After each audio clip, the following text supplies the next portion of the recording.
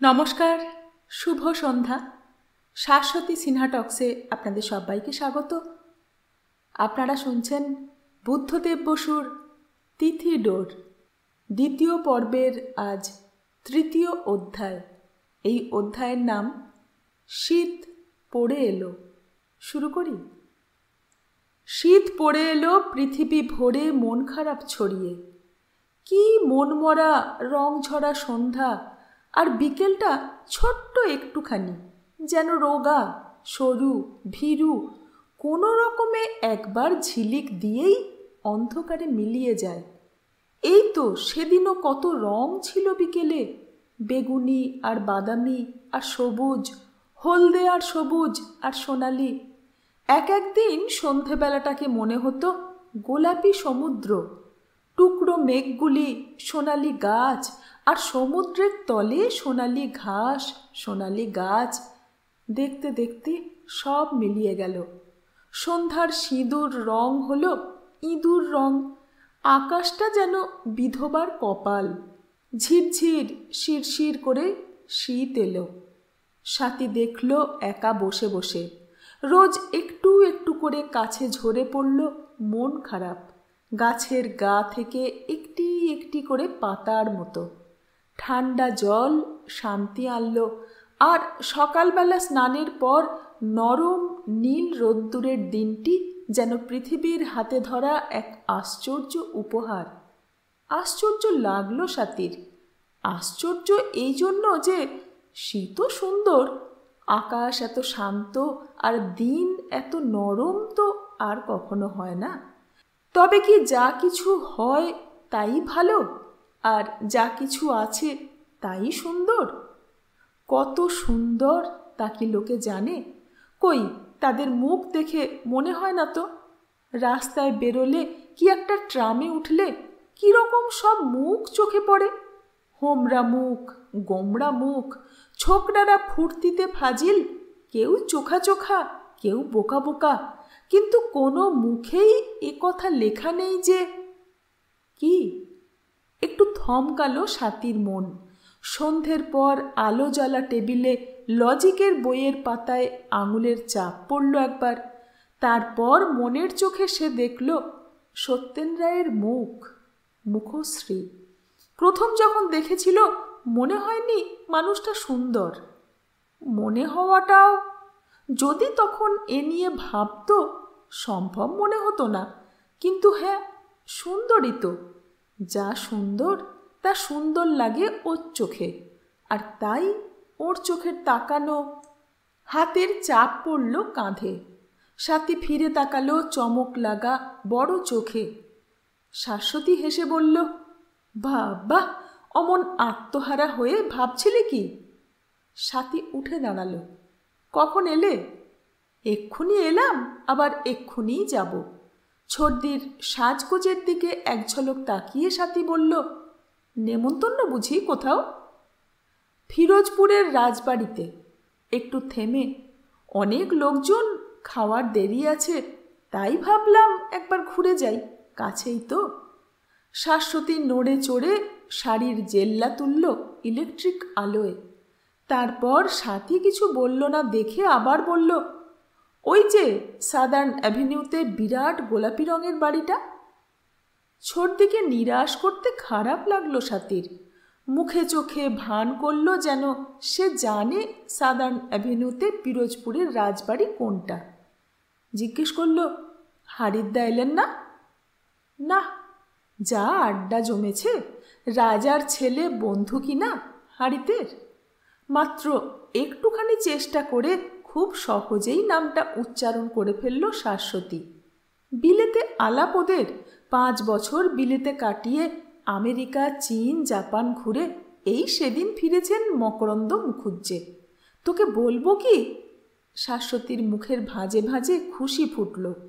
অত বড় লোক, অথচ কি ভদ্র। কথাটা নিয়ে একটু যেন ভেবে স্বাতী বলল, বড় লোকেরা ভদ্রলোক বুঝি হয় না? কথাটা গ্রাহ্য না করে কিংবা লক্ষ্য না করে শাশ্বতী একটা বড় খবর দিল, জানিস, জাপান নিশ্চয় যুদ্ধে নামবে। নাকি? তাহলে আর রক্ষে নেই আমাদের।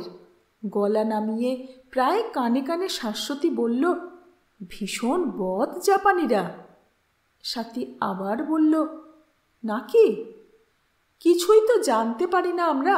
চীন দেশে যা কাণ্ড, পিরোজপুরের রাজপুত্রের মুখে এইমাত্র যা শুনে এসেছে, সেগুলি গরম গরম উগরে তুলল শাশ্বতী। আর স্বাতী শুনল যেন হারিতি কথা বলছে, কথার উচ্চারণ পর্যন্ত সেরকম হয়ে যাচ্ছে। তাকিয়ে তাকিয়ে দেখতে লাগলো ছোট দিকে। কত মোটা হয়েছে, ফুটফুটে ফর্সা, টুকটুকে লাল, সুন্দরী বলবে সবাই, কিন্তু সুন্দর কি রে? জাপানি জন্তুর বর্ণনার মধ্যে হঠাৎ শাশ্বতী সচেতন হলো। কি দেখছিস? নেকলেসটা? খুশি হয়ে অথচ একটা লজ্জার ভঙ্গিতে নিজের গলার দিকে চোখ নামালো, ঘাড়ে স্পষ্ট দুটো রেখা ফুটিয়ে। কেন, এটা পরে এসেছি তো আগে, আমার শ্বশুর দিয়েছিলেন বিয়ের সময়। মোহরের মতো গোল গোল চাকতি বসানো লাল সোনার নেকলেসটিকে শাশ্বতী মোটা মোটা আঙুল দিয়ে ছুঁলো একবার। সুন্দর না? স্বাতী ক্ষীণ স্বরে বলল, ছোটদি, সুন্দর কাকে বলে? না। শাশ্বতী হা হা করে হেসে উঠল, যেমন করে পুরুষরা হাসে। তুই বড় ভাবুক হয়ে উঠছিস দিন দিন। তা তোর বয়সে ওরকম একটু হয়ে থাকে কোনো কোনো মেয়ের, আবার সেরেও যায়। চোখে একটুখানি হাসি চিকচিক করে উঠল, বিশুদ্ধ মেয়েলি হাসি এবার। সময় মতো বাবার সঙ্গে মিনিট 10 গল্প করেই শাশ্বতী উঠল। রাজেনবাবু মেয়েকে এগিয়ে দিলেন প্রায় রাজবাড়ির গেট পর্যন্ত। স্বাতীও গেল সঙ্গে। ফেরবার পথে বলল, বাবা, লেকের ধারে একটু বসবে? বেশ। কৃষ্ণপক্ষের রাত, তার উপর ঠান্ডাও পড়েছে একটু। লেকের ধারে লোক কম, কিন্তু যতটা কম হতে পারত তার চেয়ে বেশি। একেবারে খালি বেঞ্চি একটাও নেই। একটু ঘোরাঘুরি করে স্বাতী বলল, এসো বাবা, ঘাসেই বসি। কদিন একেবারেই ঘর থেকে বেরোয়নি।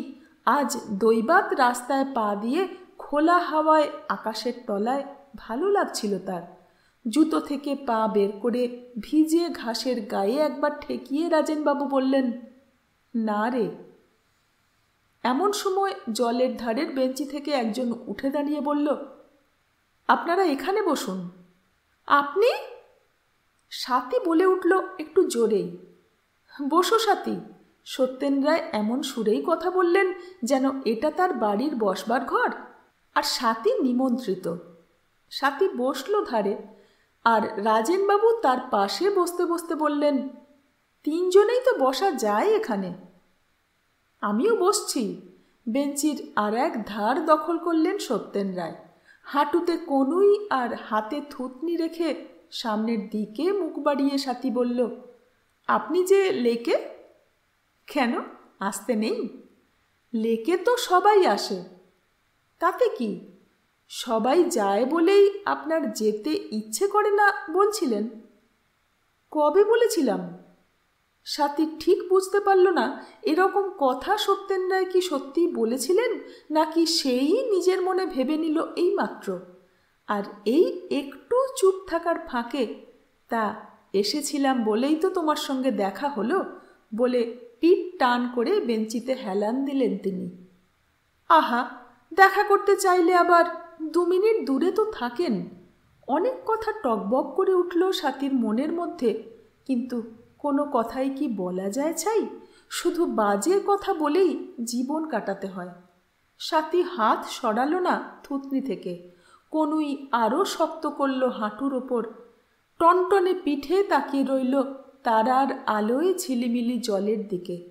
এক এক জায়গায় ইলেকট্রিকের আলো যেন কালো জলের ছাল ছাড়িয়ে নিচ্ছে, অথচ জল যেন চলে না, আর সেই জন্য সমস্তটা কেমন মরা মরা।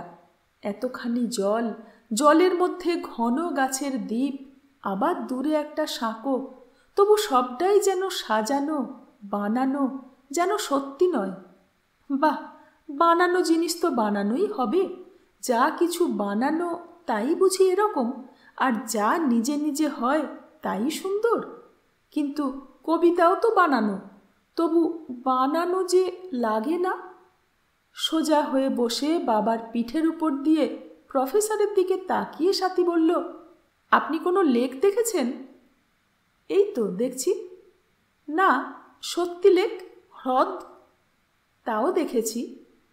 কেমন? কেমন? সত্যেন রায় মুখ তুললেন সামনের দিকে। মনে হলো বেশ বিস্তৃত একটা বর্ণনা দেবেন, কথা ভাবছেন মনে মনে, কিন্তু মিনিট 2 ধরে মন আর কান এক করে ফেলেও আর কিছু শুনতে না পেয়ে সাথীর যখন তেমনি অপ্রস্তুত লাগছে যেমন লাগে গুরুজনের সভায় বালকের হঠাৎ গম্ভীরভাবে এমন কিছু বলে ফেলে যেটা একটু পরেই সে বুঝতে পারে বোকামি বলে, তখন যেন অনেক ভাবনার পরে সত্যেন রায় আসতে বললেন, পৃথিবীর সবই সুন্দর। সাথী আবার হেলান দিল বেঞ্চিতে। কথাটা যেন শুনলই না। মুখ ফিরিয়ে নিয়ে চেষ্টা করল দূরের দ্বীপটাকে প্রকাণ্ড পাহাড় আর ঝোপঝাপ গাছগুলোর ঘোর কালোকে ভীষণ জঙ্গল বলে কল্পনা করতে। আর হঠাৎ একটা মোটর গাড়ির হেডলাইট আলো ফেলল ঠিক তার মুখের উপর। চোখে হাত চাপা দিল সে, কিন্তু দরকার ছিল না, আলো দূরে সরে গেছে তক্ষুনি। চুপচাপের মধ্যে জোর আওয়াজে হেঁচে উঠলেন রাজেনবাবু। হাতের উল্টো পিঠ ঠোঁটে বুলিয়ে বললেন, যাবে নাকি এখন? বেশ ঠান্ডা। হ্যাঁ বাবা, চলো। সাথী উঠল, জলের দিকে পিঠ ফিরিয়ে দাঁড়ালো, আর তার পিছনের জল আর আকাশ থেকে সত্যেন রায়ের চোখ আস্তে আস্তে সরে এলো তার মুখের উপর।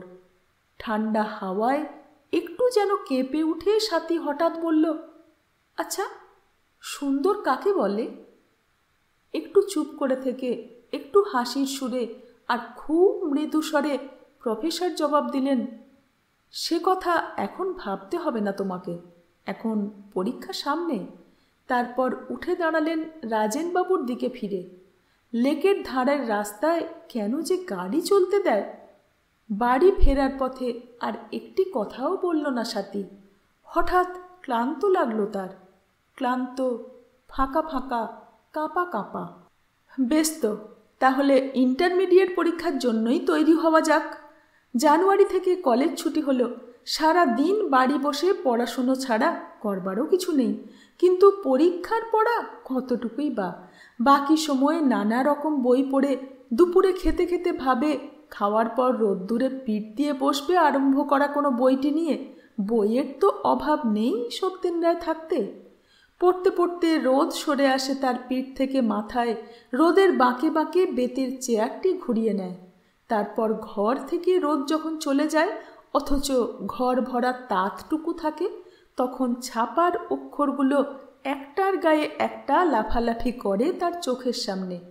একটুখানি ঘুমিয়ে পড়ে হয়তো, কিন্তু তক্ষুনি টান করে চোখ মেলে কল্পনার জগৎ ছেড়ে বাইরের দিকে তাকায়।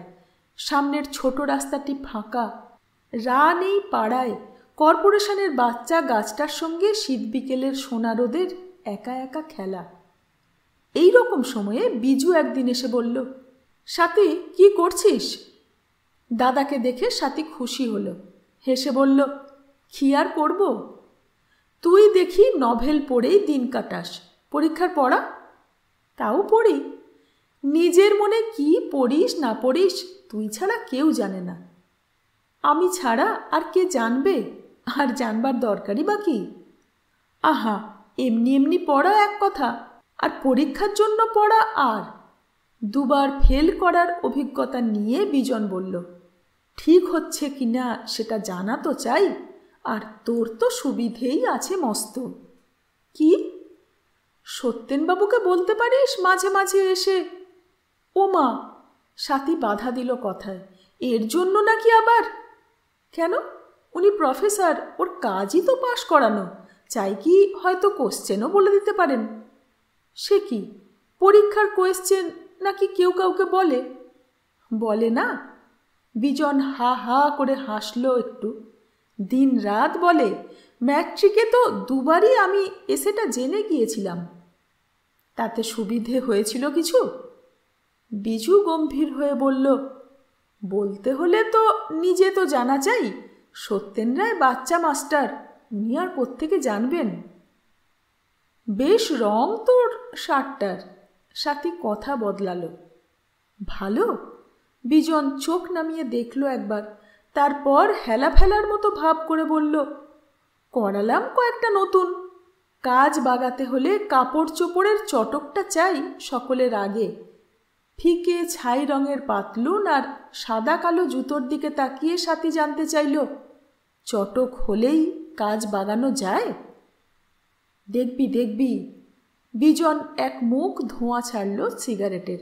ঘরের মধ্যে ঘুরতে ঘুরতে বোনের সামনে দাঁড়িয়ে হঠাৎ বলল, শোন, সত্যেন রায়কে বলবি আমাকে দুটো চিঠি ড্রাফট করে দিতে। বুঝলি না, ইংরেজিটা তো আমার তেমন। চাকরির অ্যাপ্লিকেশন? আরে না, চাকরির অ্যাপ্লিকেশন কেন হবে? বিজনেস লেটার গভর্নমেন্টে লিখতে হবে কি না, তাই একটু ভালো করে বলবি সত্যেন রায়কে। আমি কিছু বলতে টলতে পারবো না। এ উত্তরটাই বিজন আশা করেছিল, আর এতে চটবে না এটাও আগেই স্থির করা ছিল তার।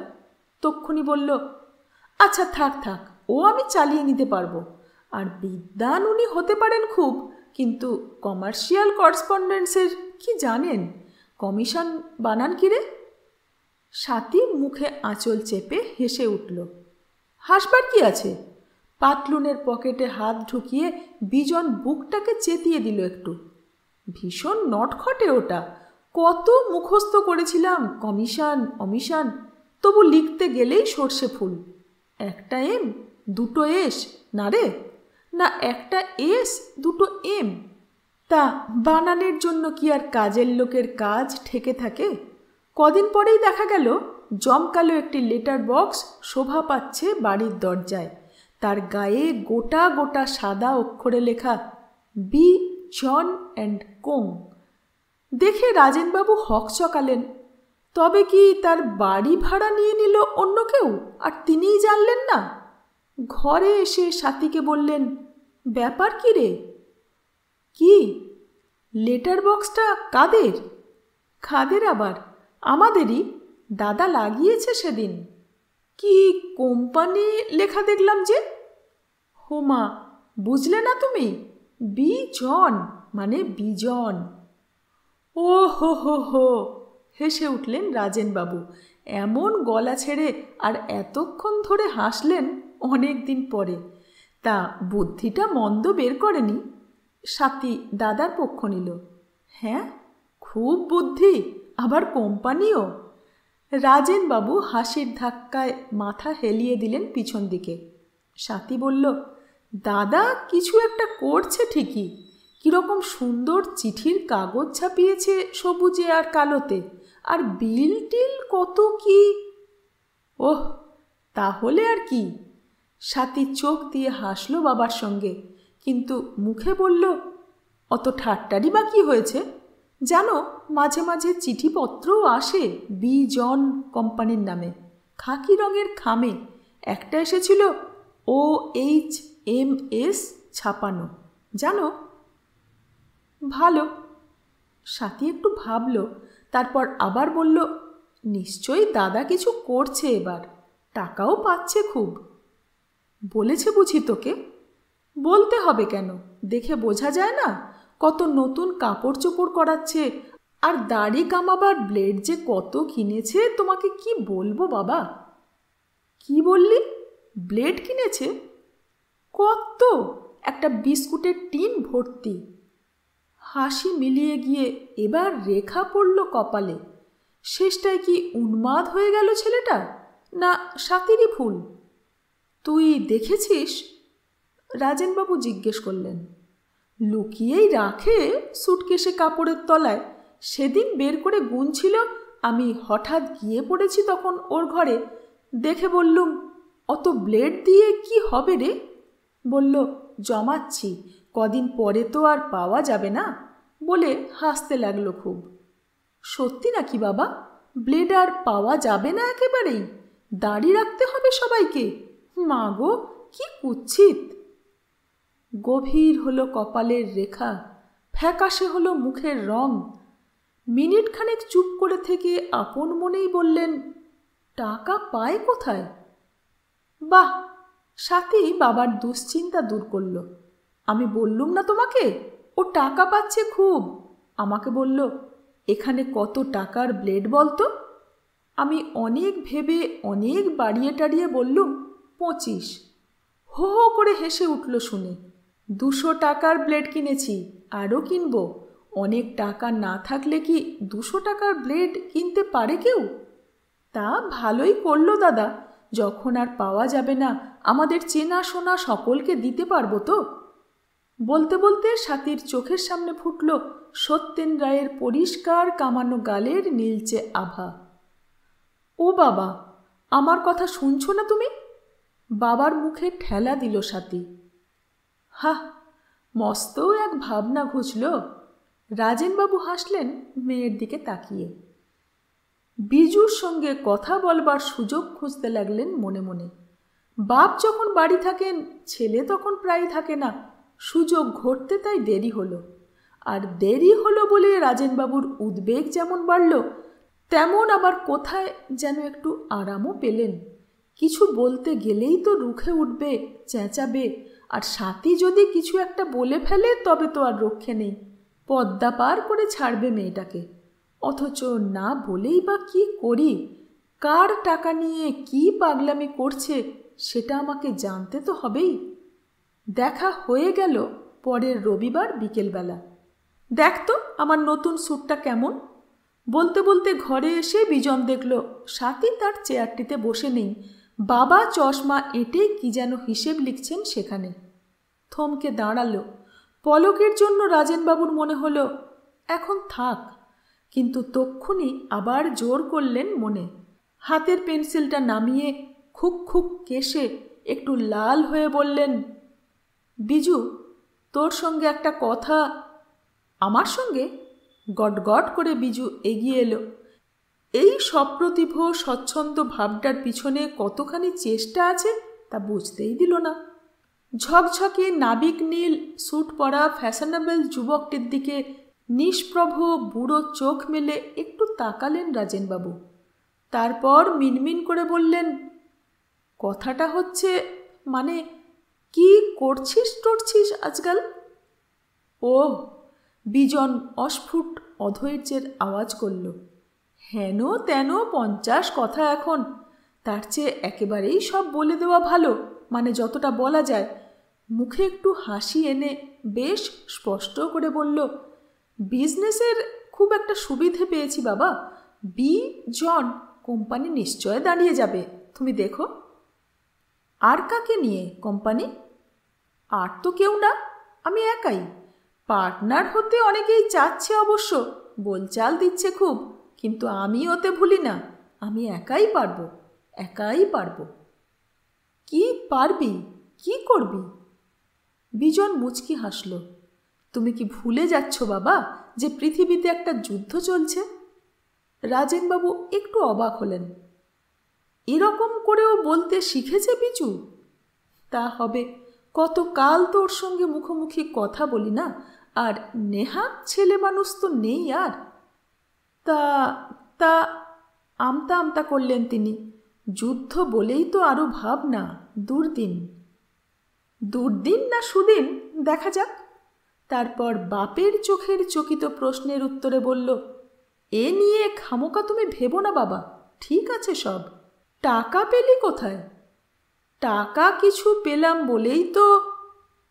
কোথায় পেলি? আমাকে দিয়েছে একজন। কে? দুবার চোখের পলক ফেলে বিজন উত্তর দিল, নাম বলতে পারবো না। মুখ কান গরম হয়ে উঠল রাজেনবাবুর। একটু চুপ করে থেকে বললেন, কত টাকা দিয়েছে? বিজন এ প্রশ্নের কোনো উত্তর দিল না। বড় বড় নিঃশ্বাস নিতে লাগলেন রাজেনবাবু। খপ করে কেশে উঠলেন একবার, তারপর খুব নিচু গলায় বললেন, এসব ছাড়, টাকাটা ফিরিয়ে দে, চাকরি কর। চাকরি আমি করব না বাবা, আর টাকাটা ফিরিয়ে দেবার কথা ওঠে না। আমাকে ধার দেয়নি, দিয়েই দিয়েছে। শুনে রাজেনবাবু হাঁপড়ের মতো হাঁপাতে লাগলেন। ঘরে এলো সাথী। ধূপ করে খাটের উপর বসে পড়ে বলল, কটা গেঞ্জি নিয়ে এলুম বাবা তোমার জন্য, সব তো ছিঁড়ে গেছে। বোনের সওদায় দুটি অভিজ্ঞ আঙুল নষ্ট করে বিজু একটু নিচু গলায় বলল, বাজে। আমারও তাই মনে হচ্ছিল। সাথী তাড়াতাড়ি বলল, এই মনোহর স্টোর্স দোকানটাই বাজে, কিন্তু পাড়ায় তো নেই। আর তুই শহরে নানা জায়গায় যাস, নিয়ে এলেই পারিস। আনবো। বাবার দিকে আর না তাকিয়ে বিজন বেরিয়ে গেল, একটু যেন তাড়াহুড়ো করেই। সাথী বলল, স্যুটটায় বেশ মানিয়েছে দাদাকে, না বাবা? রাজেনবাবু চুপ। গেঞ্জিগুলো কি খুব খারাপ? সাথী যেন আপন মনেই বলল, তবে না হয় ফিরিয়ে দিয়ে আসি। কিসের? প্রতিবাদটা সাথীর মনে হলো বাবার পক্ষে বড়ই প্রবল। খুব ভালো, খুব সুন্দর। এত ভালো গেঞ্জি আমি পরেছি নাকি কোনো দিন? বাবা, সাথী হাসল, তুমি বড্ড খুশি করা কথা বলো, রাগ ধরে। তা একটু থেমে একটু ভেবে আবার বলল, কথাটা এমন মিথ্যেই বা কি? নিজে কিনলে সবচেয়ে সস্তাটার উপর আর উঠতে নাকি তুমি? নিজে তো করে কর্মে ভাসিয়ে দিচ্ছেন। রাজেনবাবু গজর গজর করলেন, আর অন্যেরটা বাজে। ও মা, এর জন্য দাদার উপর রাগ করছো তুমি? সাথীর ঠোঁটের ফাঁকে ফাঁকে দাঁতের শাড়ি চিকচিক করে উঠল। যুদ্ধে বড়লোক হবেন। তীব্র একটা নড়াচড়া হলো রাজেনবাবুর শরীরে। যত তাহলে রাগের অন্য কারণ আছে? বাবার কুঁচকানো কপালের দিকে তাকিয়ে সাথী বলল, কি হয়েছে বাবা? যুদ্ধে বড়লোক হবেন তোর দাদা। রাজেনবাবু আর মনের ধোঁয়া চাপতে পারলেন না। দেখছিস না, কোট প্যান্ট পরে গটমট। তাতে কি, বড়লোক হওয়া তো ভালো। যুদ্ধে বড়লোক হয় কারা? যারা ঠকায়। বলতে বলতে চেয়ার ছেড়ে উঠে দাঁড়ালেন।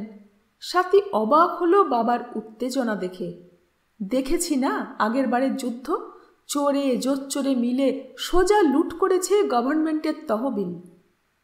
হারিদা তো বলেন সব বড়লোকই চোর কিংবা ডাকাত।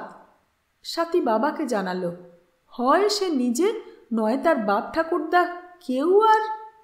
বলতে বলতে তার মনে পড়ল ছোটদির মুখে শোনা মকরন্দ মুখুজ্জের কথা, হারিদার বন্ধু। তা মুখে তো লোকে কতই বলে, তা বলে সত্যি সত্যি ছেলেটা চোর হবে? চোর? দম বন্ধ হয়ে গলা আটকালো রাজেনবাবুর। ঘন নীল সুট পরা চুল ওল্টানো দাদাকে সাথে কিছুতেই চোর বলে ভাবতে পারল না। চোর? সে তো নোংরা, বিচ্ছিরি। কোমরে দড়ি বেঁধে নিয়ে যায় রাস্তা দিয়ে, আর ছোট ছেলে হাততালি দেয় পিছনে।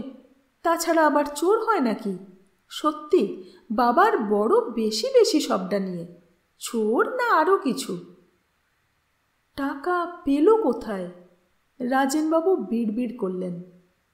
কিসের টাকা বাবা? ওই গেঞ্জি একটা দে তো। গেঞ্জির কথায় সাথী খুশি হলো, কিন্তু তার উপর পাঞ্জাবি পরতে দেখে বলল, বেরোচ্ছ নাকি বাবা? হ্যাঁ, ঘুরে আসি একটু। আর কথা না বলে রাজেনবাবু বেরিয়ে পড়লেন। এলেন ভবানীপুর, ভবানীপুর থেকে বালিগঞ্জ, পরের ৩-৪ দিন সারলেন অন্য সব পাড়া।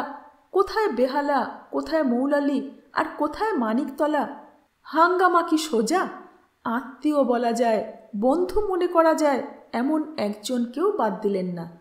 বিজু কি কোনো টাকা নিয়েছে তোমার থেকে? বিজুকে আপনি কোনো টাকা দিয়েছেন? না, না তো। বিজু কেন টাকা নেবে? কেন, কি হয়েছে? চেনাশোনা কেউ বাদ পড়ল কিনা ভাবতে গিয়ে রাজেনবাবু চমকে উঠলেন। আরে, বিজুর দিদিরা! নিজের মেয়েদের কথাই তার মনে পড়া উচিত ছিল সকলের আগে। তা তো নয়। এদিকে রাজই তল্লাশ করে হয়রান। ওকে আর কে টাকা দেবে যদি না তার দিদিরা কেউ দেয়? দিদিদের মধ্যে কে? শাশ্বতীকে প্রথমেই সরিয়ে দিলেন মন থেকে, কেননা হাড়িতের মুঠো একটু আঁটো, আর শাশ্বতীর সাধ্য নেই লুকিয়ে দেয়। আর ৩ জনের মধ্যে কোনজন? মহাশ্বেতা, সরস্বতী।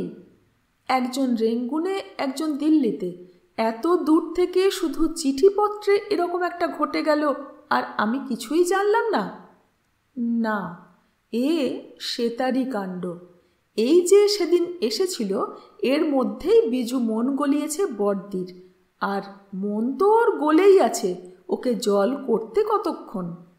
তাই নিশ্চয় শ্বেতা। রাজেনবাবু নিঃশ্বাস ছেড়ে বাঁচলেন যেন। যাক, তবু যে বাইরের কারো কাছে নেয়নি কি অচেনা কাউকে ঠকাতে যায়নি, শ্বেতাকে চিঠি লিখলেই জানা যাবে, আর জানতে পারলেই ফিরিয়ে দিয়ে নিশ্চিন্ত হবেন। 3 মেয়েকেই চিঠি লিখলেন রাজেনবাবু। উত্তর এলো সকলের আগে সরস্বতীর। বাবা, তোমার চিঠি পেয়ে অবাক হলাম। তোমাকে না জানিয়ে বিজুকে আমি টাকা দেব ব্যবসার নামে নষ্ট করার জন্য, তুমি কি আমাকে এই রকম ভাবো? আমি তো তোমাকে কবে থেকেই বলেছি ওকে শাসন করো, নয়তো বুড়ো বয়সে নাকাল হতে হবে তোমাকেই। দেখলে তো এখন। এখন যদি। এরপরে অনেকখানি আক্ষেপ আর উপদেশ। মহাশ্বেতা কত কালের মধ্যে আসে না, ভাইয়ের উপর বিশ্বাস তার তাই বেশি, আর ব্যবসায় তার ভক্তি তো থাকবেই। সে অল্প কথায় জানালো যে টাকা সে দেয়নি, দেবার কথাও হয়নি কোনো, কিন্তু এ নিয়ে এত দুশ্চিন্তারই বা কি আছে? ব্যবসা করা তো ভালোই। বিজু যে পারবেই না সেটা প্রথম থেকেই ধরে নিয়ে লাভ কি? হয়তো পারবে। সে তার চিঠি এলো সব শেষে, যদিও তার রাস্তাই সব কাছের। চিঠির উত্তর দিতে দেরি হলো। ছেলেপুলের তাড়নায় 5টা মিনিট সময় পাই না বাবা। বিজুকে আমি তো টাকা দিইনি। আমার কি আলাদা টাকা আছে নাকি? দিলে তোমার জামাই দেবেন। তা ওকে জিজ্ঞাসা করাতে উনি বললেন পাগল নাকি। কথায় কথায় আরও বললেন যে এবার বিজু ওকে প্রায়ই বলতো ব্যবসা করার কথা। ওর মন যখন ঝুঁকেছে ওদিকে, দেখা যাক না। তোমার বাবাকে লিখে দাও। উনি বললেন এ নিয়ে মিছিমিছি অস্থির হয়ে উনি যেন শরীর খারাপ না করেন। আমি তাই ভালো মনে করি বাবা। তোমার এত ভাবনার কি আছে বলো তো আমরা থাকতে? মহাশ্বেতার আশ্বাস, সরস্বতীর উপদেশ, শ্বেতার সান্ত্বনা কিছুই কোনো কাজে লাগলো না। মাঝে একটু উপশম হয়েছিল বলেই দুশ্চিন্তায় দ্বিগুণ কালো হলো মন। তবে কোথায় পেল? আর টাকাও তো নেহাত অল্প স্বল্প হবে না। যা সাজ পোশাকের ঘটা আর 200 টাকার ব্লেড। কে সেই পণ্ডিত যে বিজুকে বিশ্বাস করে টাকা দিল, আবার বলে ফেরত দিতে হবে না? আর কিছু না, টাকাটা নিয়ে ও যা ইচ্ছে তাই করুক, ওড়াক পোড়াক হারাক। যার টাকা তাকে ফেরত দিতে পারলেই বাঁচি। কোনো বিধবাকে ফতুর করেনি তো? তেমন কি কেউ আছে আত্মীয়দের মধ্যে, জানাশোনার মধ্যে? কই না। ভেবে ভেবে দিশে পান না, আরও ভাবেন। দিনে রাত্রে কাঁটার মতো বিঁধে রইল কথাটা।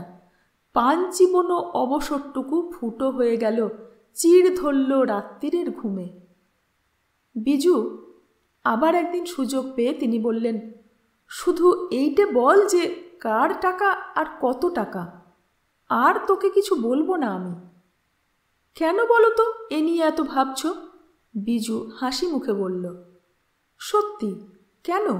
শ্বেতাও তাই লিখেছে, আর মহাশ্বেতাও।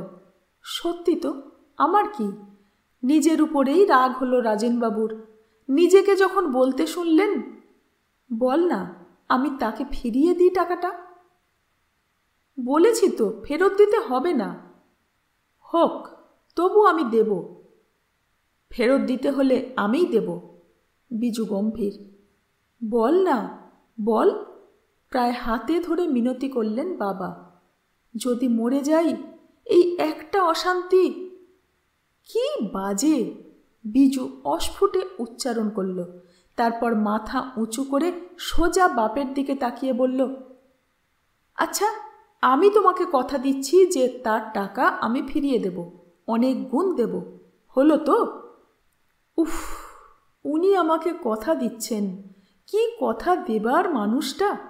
রাজেনবাবুর বুকের মধ্যে কেমন যন্ত্রণা হলো ছেলের ভাবভঙ্গি দেখে। চোখ নামিয়ে নিলেন, যেন তিনিই অপরাধী। ছেলে তার হাত সাফাইয়ের হাতে খড়ি কার উপর করল সেটা জানবার আশা ছেড়ে দিতে হলো। তাছাড়া আর উপায়ই বা কি?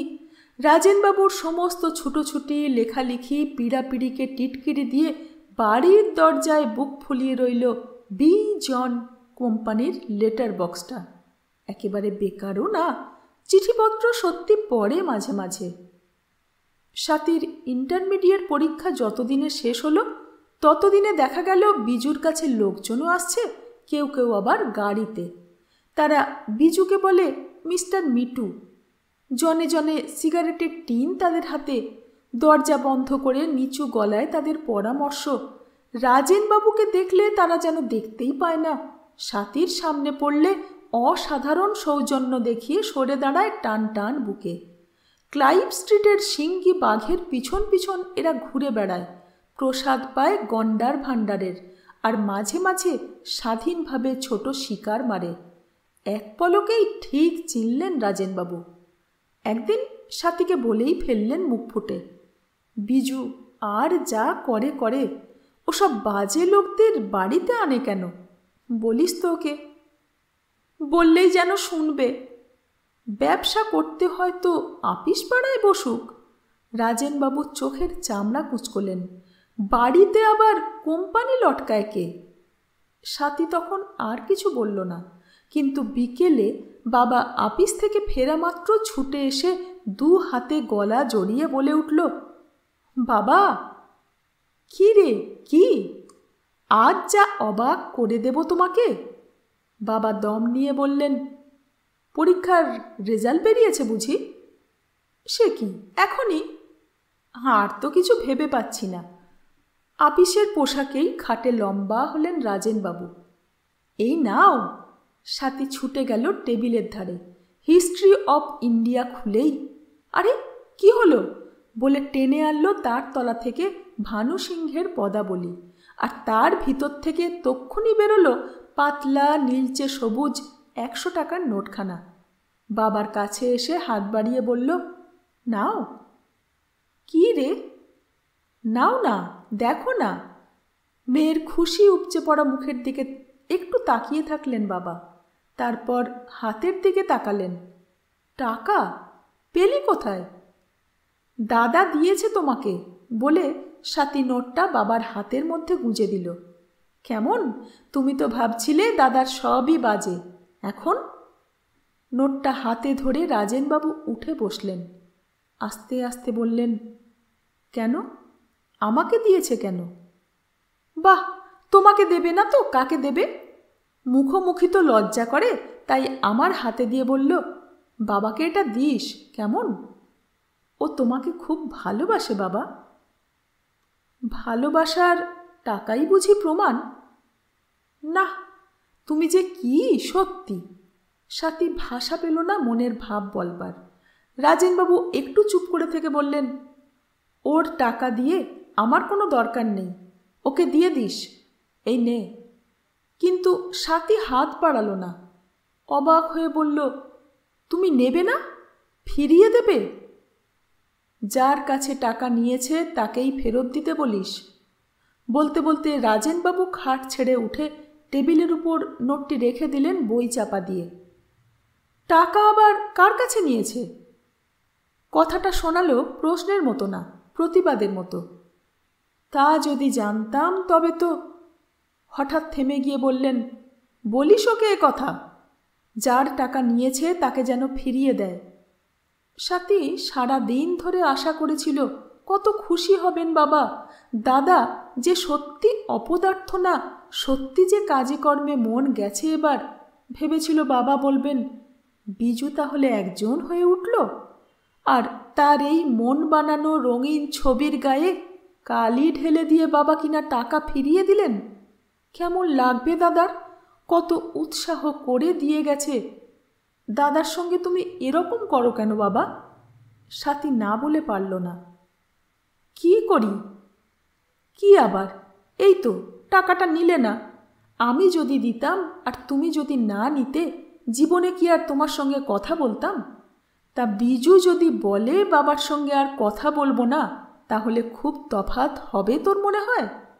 বাবা না, কোন নাটাকে হ্যাঁ করতে চায় তা নিজেই ভালো বুঝল না, শুধু ভিতর থেকে একটা প্রতিবাদ উঠতে লাগলো। তাছাড়া রাজেনবাবু সান্ত্বনা সুরে বললেন, আমার তো টাকার দরকার নেই কোনো, যতদিন আছি আমারটা আমিই চালাতে পারবো। শুধু দরকারের জন্যই বুঝি টাকা? থাম তো পাকা বুড়ি। বাবা উড়িয়ে দিলেন মেয়ের কথা। কি আর করা, 100 টাকার নোটটা ফিরিয়েই দিতে হলো দাদাকে। সাথী কথাটা বলল ভয়ে ভয়ে, অনেক ঘুরিয়ে ফিরিয়ে, মোলায়েম করে। কিন্তু কি আশ্চর্য, একটুও মর্মাহত মনে হলো না দাদাকে, দুঃখিতও না। দিব্যি হাসি মুখে চামড়া বাঁধানো পকেট বইয়ে নোটটি ভরে নিয়ে বলল, থাক, ভালোই হলো। তোর চাই কিছু টাকা? ও মা, আমি টাকা দিয়ে কি করব? সাথী হেসে উঠল। ভালো ভালো, যতদিন টাকার দরকার না হয় ততদিনই ভালো বলে ফুর্তিতে গুনগুন করতে করতে প্রস্থান করল বিজন। সাথী অস্ফুটে বলল, দাদাটা কি রে? সত্যি তো, বাবার আর দোষ কি, দাদাটাই বাজে, ছেলেবেলা থেকেই তাই, এখনো সারল না। কীরকম চলে আর কি যে বলে, সত্যি। বসে বসে যত ভাবল ততই রাগলো মনে মনে, কিন্তু পরের দিন রাগ জল হয়ে গেল তার, অনুশোচনায় ভিজে গেল মন, যখন বিজন এসে তার টেবিলে রাখল 8-10টি চকোলেটের পাতা। নেসলে? সাথী চেঁচিয়ে উঠল খুশিতে। ইস, এই লাল পাতাগুলি আজকাল আর চোখেই দেখি না, পেলি কোথায়? আছে আছে, বিজন মুখ টিপে হাসল। কি চাই তোর বল না। সাথী আর কথা বলল না, একটা পাতা খুলে প্রথমে একটুখানি ভেঙে মুখে দিল, তারপর সমস্ত মুখে অনেক দিনের ভুলে যাওয়া সুখের ছড়িয়ে পড়া অনুভব করতে করতে একটি পাতা শেষ করেই ফেলল আস্তে আস্তে। হঠাৎ বলল, দাদা খা। আমারও সব ভালো লাগে না। আমারও আর তত না। সাথী তাড়াতাড়ি বলল, সত্যি ছেলেবেলায় কি ভালোই বাস্তুম চকোলেট। তুই একটুও খাবি না দাদা? তুই আর একটা খা। মা গো, একটা খেয়েই ঢিস ঢিস বলে সাথী আরেকটি পাতার কাগজ ছাড়ালো 2 আঙুলে। বোনের জন্য এটা ওটা উপহার বিজন মাঝে মাঝেই আনতে লাগলো।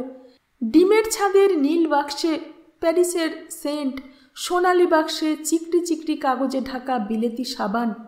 সাথী ভেবেছিল এসব আর পাওয়াই যায় না, আর দাদা কিনা বলে কত চাস, কি কাণ্ড! আর কোনো দিন তো হাতে করে কিছু আনেনি আমার জন্য, কারোর জন্যই আনেনি। সেই টাকাটা তো নেননি বাবা। মুখে না বলুক, মনে কি আর না লেগেছে, তাই আমাকে এসব দিয়েই। সাথীর হৃদয়ে দ্রব হলো কথাটা ভেবে।